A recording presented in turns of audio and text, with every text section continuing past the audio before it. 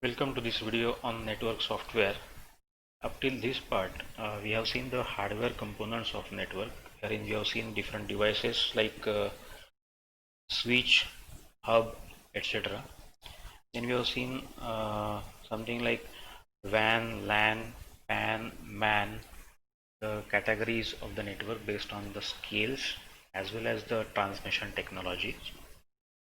And lastly, we have seen the topology, network topologies like bus, ring, star, etc. Today we'll see the software part. While the network was being designed, initially more emphasis was given on the hardware part. Obviously, software was not given due consideration. But the situation today is that software has grown more and more complex. And that's why we need to see the details of the software. As the software has grown in complexities, to manage the software, it is divided into different sections, or we can say layers, based on the functionalities.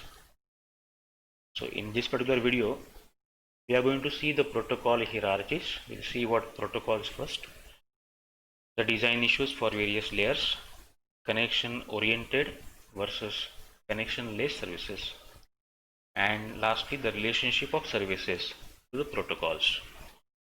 The reference models, which is a very important point, we'll see in the next video. To begin, let us see one analogy to know what protocols are there, what services are there. We'll see this analogy. Now imagine there are two philosophers, one speaking, let us say for example Marathi, wants to communicate with a philosopher altogether into some different country speaking some other language, for example French. Now whenever they want to communicate, obviously they cannot directly communicate because they don't know the languages of each other, and that's why they need to appoint some translators. So the translators there that they appoint, they now converse with each other and find out a common language that they know, for example Dutch. So translators basically communicate with each other in a language Dutch.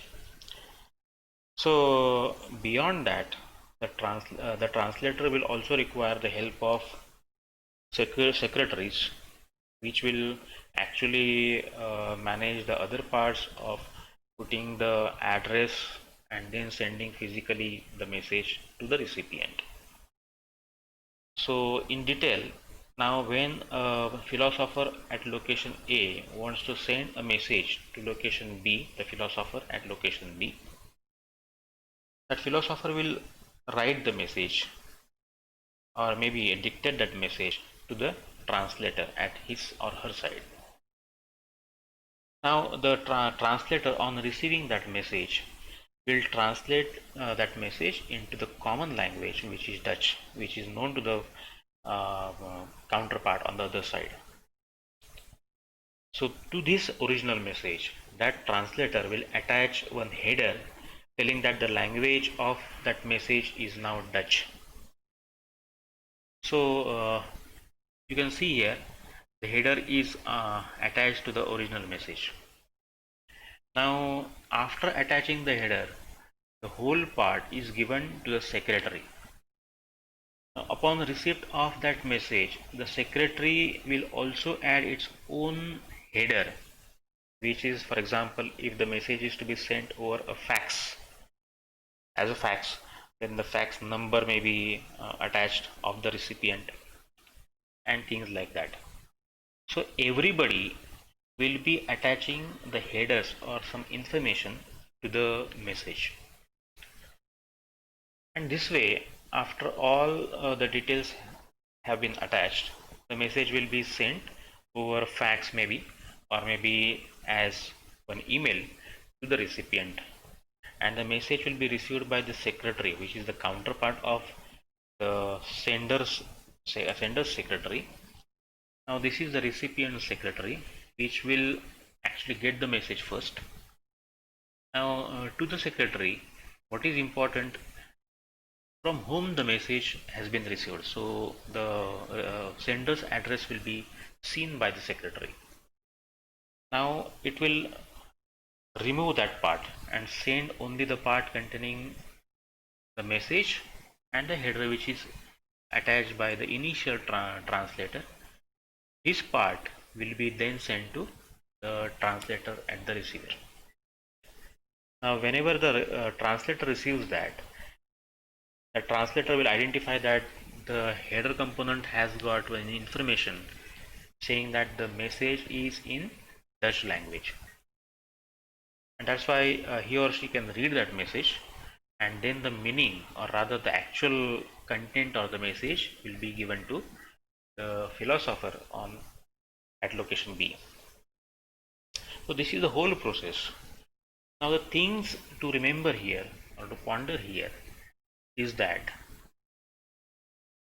every section, for example, the translator at this side, center side, will be providing the service to the philosopher at location A. Location A, philosopher at location A is dependent on the services provided by the translator. For example, the service here is the translation service. Translator herself at this location is dependent on the services provided by the secretary at location A. The service here is attaching some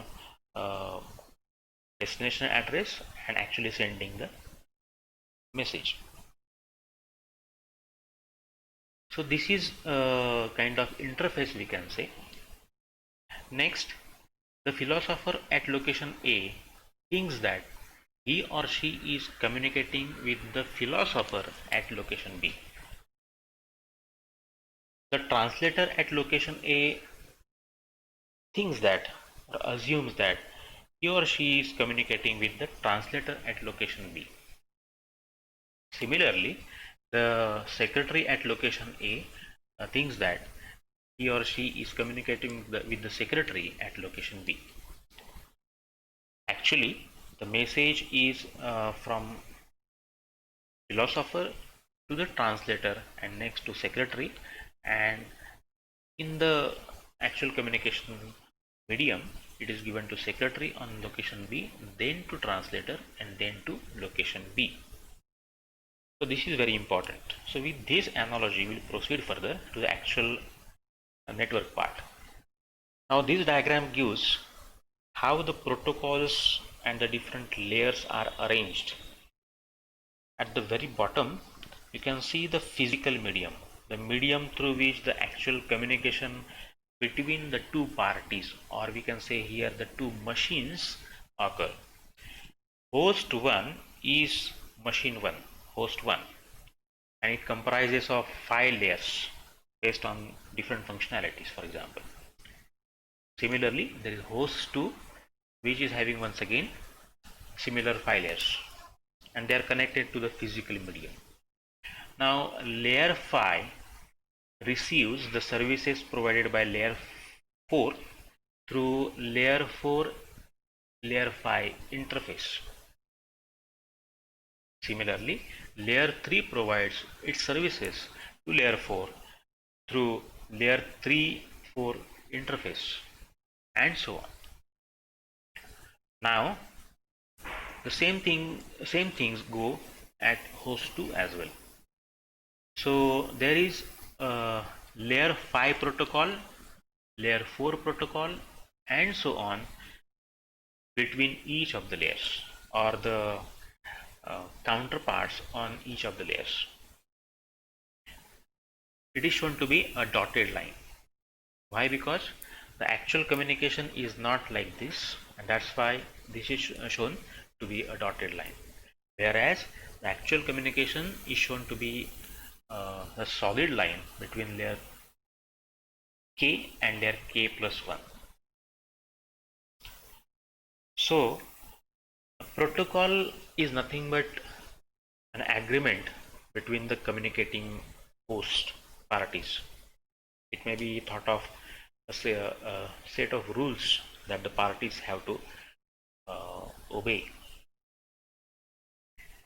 Peers, the entities comprising corresponding layers, the maybe for example the philosophers, the translators, the secretaries, these are the peers. Peers use the protocol to communicate with each other. They have to follow the rules for the communication. Now, as we have seen previously, no data is directly transferred from layer n on one host to layer n on the other host. So that's why the diagram was depicting this thing using the dotted lines.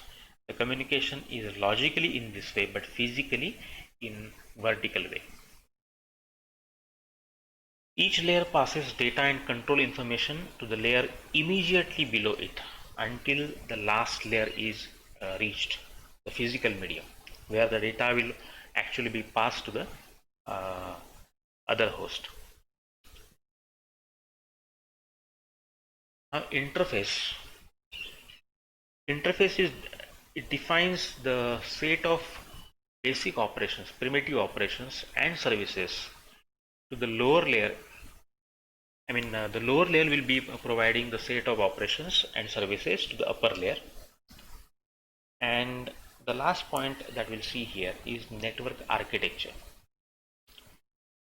Architecture is basically a set of layers and protocols. Up till this time, you have seen different layers as well as seen the notion of what is called as a protocol.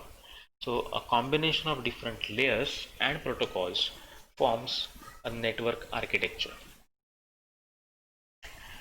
The information now imagine the network architecture has to be actually implemented. It's an architecture basically. So to implement that, the architecture has got layers and protocols. So that may be a software implementation along with some hardware. So layers are to be implemented. That means there may be different programs or software for that.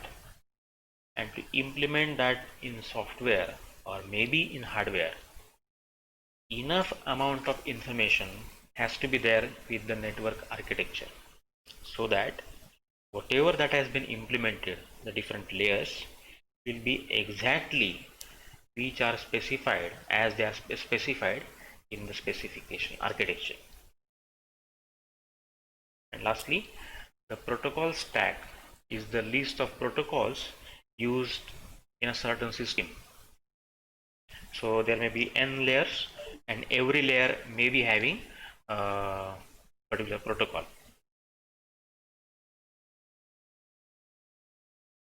So in more details, how the messages are transferred. Here the layer 5 has got the actual message which is shown to be m here. Now whenever the message is received by the layer just beneath it, for example, the philosopher gives the message to the translator and translator attaches its own information to that message. For example, that was the language Dutch. Here the layer 4 is basically attaching similarly its own header which is shown to be h4 here to the message, and now that message is given to the next layer, the layer beneath it, for example in our example to the secretary, and secretary attaches its own information to the message which is received from the translator, in this case layer 4. So h4 and m1 are the parts of, for example, the message m may be now divided into two parts because the whole message m may not be managed by that layer 3. That's why it is divided into two parts, m1 and m3, and each of the part is now given the header h3. So the original message was h4m at layer 4. It is now divided into two parts, h4 m1 one part and m2 other part. So the header which is attached by layer 3 is only h3 as can be seen in this diagram. So this is the original part of the message, and this is the remaining part of the message, original message received by the layer 4. So in the same way, whenever the message is now taken to the layer 3, layer 2, so there may be headers or and trailers, which is now here shown to be H2 and T2, which is now attached to the original message received from the layer 3. So H2 and T2 are the headers and trailers respectively, which are attached to each of the message. I should say the uh, packet, we can say. So this one is 1 and this is second, which is exactly received from the top layer, the layer above it, and H2 and T2 are the headers and trailers respectively, which are attached to that. So in this way, the source machine will be now translating these sections, the messages in this format, which are attached with headers and trailers, to the destination machine. Similarly, when the destination machine receives those messages in this format, the layer 2 will be receiving as it was sent. It is expected to receive as it was sent. Now, upon receiving those messages, the layer 2 will be sending those messages to the layer on top of it, layer 3. Here the layer 3 will be first layer 2 will be eradicating the headers which are meant for that, H2 and T2, and only the part H3 up till M1 will be sent to the layer on top of it. So layer 3 identifies the header information which is meant for that. It cuts out that, and the part which is remaining, H4 and M1, is sent to the top layer. Now basically layer 3 is receiving the message in two parts, M1 and M2. That's why the whole message as H4 and M will be given to layer 4. Now as you have seen in previously, the translator or the entity at layer 4 will be taking out that header information and will only be sending the message to layer 5. So this is how the communication between two hosts actually occurs through different layers. So for the example, level 4 protocol conceptually think of their communication being horizontal, that we have seen previously, which is actually not, which is vertical. And for that horizontal communication, there are two primitives, we can say, send to other side and get from other side. So these may be two functionalities used. So now we'll see the design issues. When the layers are to be designed, what different issues are there? What we need to think on them? The first and the prominent design issue is reliability. Now, network must operate correctly even though they are built on top of some components which are themselves unreliable. What is reliability basically? Whenever a message is sent from source to destination, the destination must receive the message as it was sent without the message being garbled in the transit, message being changed in the transit. Rather, the destination first must receive the message. So this all comes into reliability. The communication channel, that is the network, provides the message from source to destination as it was and with 100% guarantee. And to make this reliability, there are some other issues which are very important. We need to identify and we need to eradicate the errors. So the next is error detection. To eradicate the errors, we need to first detect the errors, find out the errors. So error detection. Now to know there are some errors in the message received, the networks or the entities in the network basically implement some codes to find out there are some errors in the messages.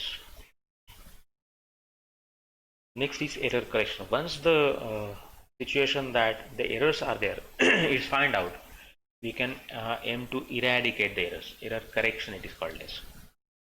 So even though at the recipient a message is received with some errors, it may be possible for the recipient to identify those errors and hence to eradicate the errors. So correct messages are recovered from the possibly incorrect messages which are received. Next important thing is routing. So finding out the way through which the destination is to be reached. Now previously we have seen the notion of routing, that may be finding out the shortest path, that may be finding out a path which is not error prone and things like that. Next is protocol layering. At one point of time there may be some design, and over time the designs or the networks may change, the scale may change, and even though the modified networks should be able to communicate with existing networks, which is made about by having protocol layering. So predefined functionalities are attached to different layers, and even though the layers on top of them, the functionalities, the expectations are changed from the modified design, they are based on the previous designs. That's why the previous designs or the original designs will be able to communicate with the modified designs.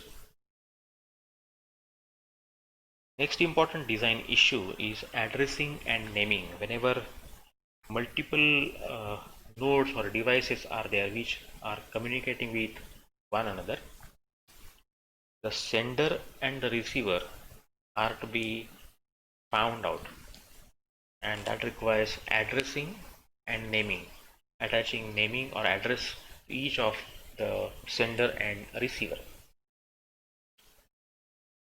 Internetworking is the new issue, next issue.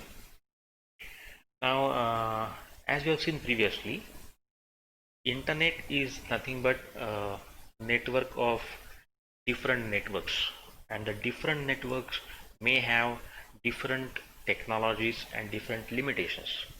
For example, one network may be there which preserves the order in which the messages are sent, but the other network may not be preserving the order. And let us say, for example, A, B, C are the three networks. A machine on network A wants to communicate on network in a machine on network C, and these networks A and C are connected through a network in between, network B. Now A and C are the networks which are preserving the orders. That's why whenever the recipient machine on network B receives the message, it expects that the messages are received in the correct order, whereas the in-between network B may not be preserving the orders of the message, or rather the order in which the messages have been sent by uh, network A. Let me repeat. A host in network A is sending messages in some order which are expected in the same order by the recipient on network C. But these two networks are connected through network B, which is not preserving the order. And that's why the messages may not be received in the same order in which they were sent at the recipient in network C. So this problem has to be managed. Now there may be second difference in the way that maximum size of the message being transferred. May say the network B may not be able to handle the maximum size of the message which is being sent from a machine which is there on network A. That may be one problem. So these are, there are many such problems in the networking. Even though differences are there, communication occurs, and that occurs very fine sometimes. The next issue is scalability. The networks can grow. There may be hundreds of machines at one point of time, and after some time it may be required that the nodes are to be increased. So they are taken to be in the order of, let us say, some thousands, or maybe sometimes even some lakhs. So even though the number of devices which are connected to the network increase, or maybe sometimes decrease, the networks must function without problem. Next is resource allocation. Resources, for example, there may be bandwidth, one resource, one example. Now there may be some nodes or devices connected to that network. So proper resource allocation is one where the limitation of the resources is not known to the devices. Let me repeat. A network should manage the resources in such a way that the hosts which are connected to that network should not get the limitations of the resources present. So intelligently, the network has to manage that. For example, there may be some time slots, round robin fashion. Each of the hosts is given chance to communicate, and that slots are very short, so that the host think that they are continuously communicating, even though basically they are not. Next is flow control. Imagine a fast sender sending data at a rate which cannot be managed by, which cannot be handled by a slow receiver. So if the sender continues to send the information at that rate, the receiver will simply start losing the data, because that data cannot be accepted at that rate. So flow control is required. We need to identify the limits of the receiver, and if a sender is sending more than those limits, we need to we need to, let us say, control the sender, and that may require some kind of feedback. One more important thing is congestion in networks. Congestion is a thing that we are knowing from our everyday life. The same thing happens in networks as well. The networks have got their specific capacities. For example, as you have seen just now, a bandwidth. Now, if there are many nodes or devices which are all sending data, or there is one or more hosts which are sending more data, which is beyond the network capacity, the network is bound to get congested. So if the communication channel cannot handle the data load, so that the data cannot be transported, that can be thought of a congestion problem. And this is due to the overloading. The hosts are more than what the network can handle, or the data which is bombarded by the host is more than what the bandwidth can handle. So one strategy here for each computer to reduce its demand. Next is quality of service. Now, as we have just seen, bandwidth is one resource, which is the amount of data that can be transported in unit time. There may be other parameters of quality, which is real-time delivery. For example, the time the receiver requests the data at the same time when that is being sent by the sender, real-time delivery. So here there are two contradicting demands. For example, if the higher bandwidth is required, real-time delivery may not be possible, and if real-time delivery is required, that may not be available with that quality or bandwidth. So these are the contradicting demands that may have to be controlled, or that may have to be looked into, sometimes satisfied by the network. So quality of service has to be maintained, which is required. It may be either both or it may be one at a time. Very important design issue is the security, network security. How good the network is against different kinds of threats or attacks. There are many threats, for example, eavesdropping. In simple words, the possibility that the third party may be checking for, maybe trying to get the messages being sent between the two communicating parties. We need to prohibit that. Confidentiality. It is the property that says that the messages will be accessible only by the owners of that message, maybe the sender and the receiver, the entities for which the message is meant to be read to from. Confidentiality. Confidentiality is made possible because of authentication. Authentication is a process where each party can guarantee that this is or that is that party. The person that wants to claim that I am that person can claim and can guarantee that I am that person with the help of authentication mechanism. Integrity. Integrity is the property in which the message will be sent in its entirety and without changing anything to the recipient. So integrity makes possible to contain the integral message towards the recipient. Message will not be altered while in the transit. That is what is called as integrity. So basically, coming to the services, now there are two types of services. One is called as connection oriented and one is called as connection less. Now the connection oriented service is modeled after the telephone service. We are all used to the telephone system. When we use the telephone system, what we do? The sender or the caller picks up the phone, dials the recipient's number. If the connection is established, then the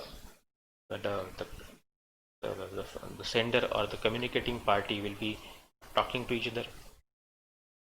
And after the communication is done, the phone will be hanged up. So in the same way, the connection oriented service also runs. At the beginning, the sender establishes a connection with the recipient. Here the connection has to be established first, and after the connection is established, then the connection is used to communicate. The sender will use that connection to send out the messages towards the recipient.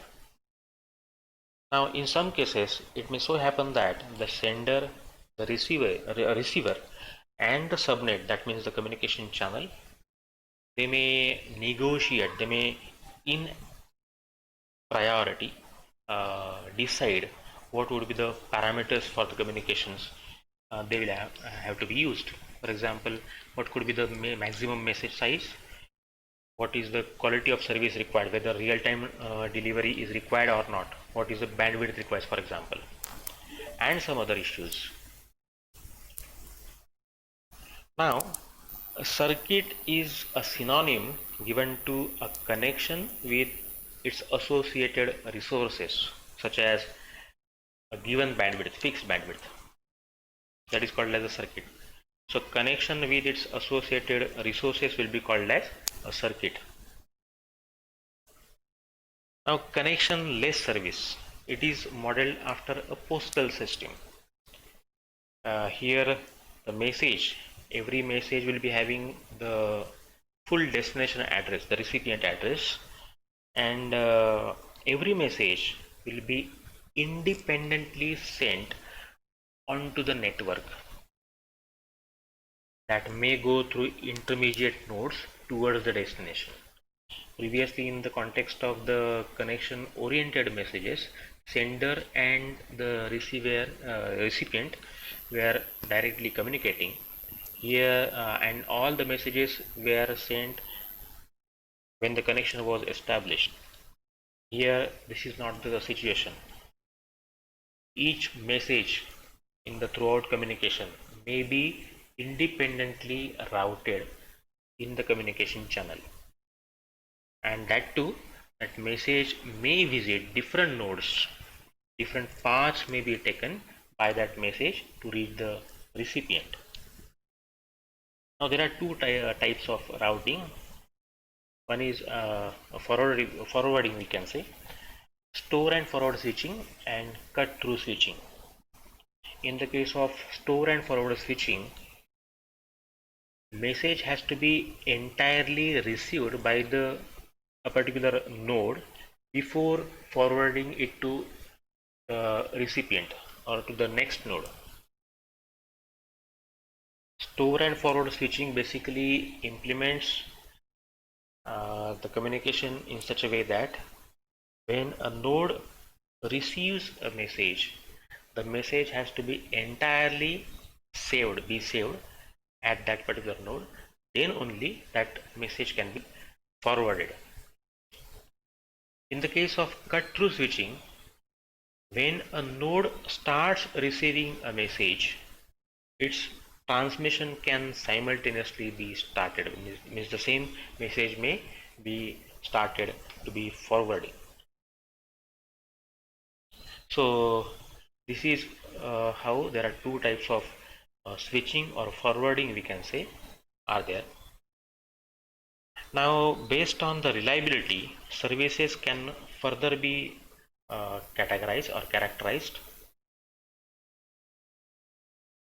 Reliability is implemented by having acknowledgement mechanism. How the sender will come to know that my message has been correctly received, or at least received at the recipient. So after receiving the message, the recipient has to send back an acknowledgement for every message received.